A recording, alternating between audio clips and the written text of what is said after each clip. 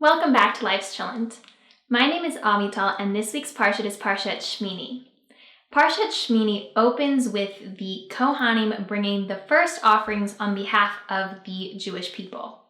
In last week's Parsha, we saw the Kohanim and their inauguration process, where they were bringing offerings on their own behalf, but in this week's Parsha, they bring the first offering on behalf of the Jewish people. And it begins with Moses saying this to Aaron. Moses said to Aaron, "Come near to the altar and perform the service of your sin offering and your elevation offering, and provide atonement for yourself and for the people." So a lot of people have gotten tripped up on this concept of Moses telling Aaron to come near to the altar. Doesn't that seem obvious? Aaron already understands how the service works, that he needs to go to the altar and perform the service there, but that's where he brings the offerings. Why does Moses need to tell Aaron to come near to the altar? So Rashi, who is one of the most famous biblical commentators, this is his interpretation of why it is that Moses has to tell Aaron to come near. Rashi says, Aaron was overawed and ashamed to approach the altar because of his role in making the golden calf. Moses encouraged him, saying, "Why are you ashamed? It is to fill the position of high priest that you have been chosen."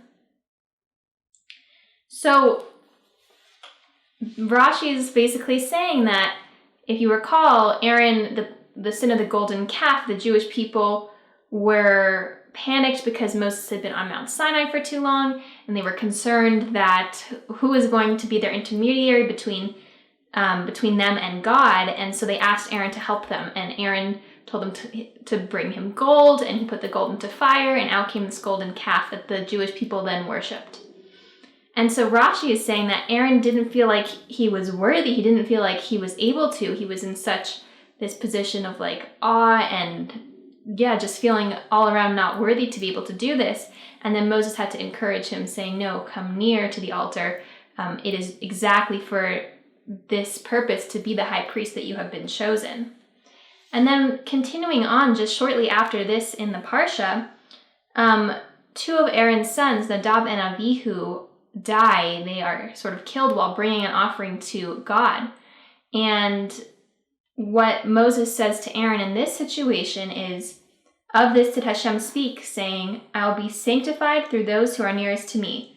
Thus I will be honored before the entire people." And Aaron was silent. So Aaron was comforted by this sense, the death of two of his sons. That's an incredible loss. But Aaron was comforted by this idea that his sons died in order to sanctify the Mishkan, in order to sanctify this tabernacle. And that commentators also suggest that what it meant is that Moses and Aaron thought one of them would die when it said that God would sanctify the Mishkan through someone holy, and they thought it would be them, and it turns out that it's Aaron's sons, meaning that maybe they were even more holy. And Aaron became silent through that. So first, in our Parsha, we see Moses encouraging Aaron, telling him, "You are enough, you can do this, this is exactly why you're here. Everybody makes mistakes, leaders make mistakes, politicians make mistakes, we're human." And he encourages and uplifts Aaron to the point where Aaron is able to continue to carry out the service, whereas he may have been timid and afraid to without Moses' encouragement. And then here, in this terrible loss and this difficult time for Aaron and for Moses and for the Jewish people, Moses is able to attach a meaning and an understanding and an empathy to why it is that Aaron's sons died, and he's able to comfort Aaron, who the commentators say was crying uncontrollably until he fell silent by Moses' comforting words. Now, it really struck me, these two instances with Moses, because this is the same Moses who had to kind of beg with God not to make him the leader because he had a speech impediment, because it was going to be hard for people to understand him, because who was going to listen to him? This is the same man who was so afraid to speak, that God appointed Aaron to speak on his behalf. And now here we have Moses, who is speaking to Aaron to comfort Aaron. The same person who was supposed to speak for him, Moses is speaking to him now. And that's quite an evolution, if you can follow that, of Someone who was so afraid he needed Aaron to someone who was comforting Aaron with his words. And I don't know that it just got easier for him with time, Moses, or whether it was that when he really saw the occasion where his speech could bring someone this comfort and this encouragement, and where somebody needed to hear his words that wouldn't be the same coming from you or from me or from someone else.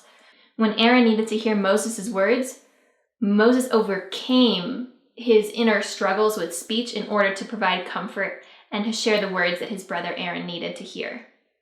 And we too have things that we struggle with, and we too have those things that are so difficult for us, but I would encourage us to be like Moses and to challenge ourselves in those times where it's really important for us to be able to overcome our inner fears. I would challenge us to do that in the same way that Moses was able to do that, and he was the one who comforted his brother, and he was the one who led his brother to do the service. That our body and our mouths and our tongues and our, the vocal cords and our vocal boxes, like all of those, the mechanics of our body are these vessels to be able to speak. We have these things to be able to share nice things and to uplift others. We have the power to choose whether we're uplifting others or bringing them down. And here we see two beautiful instances in which Moses is choosing to uplift Aaron through his speech. I don't think it's coincidental that the next thing and the thing that ends our Parsha is talking about kashrut, the laws of kosher animals, what birds, what fish we can eat, what insects we can eat, and which ones are forbidden to us.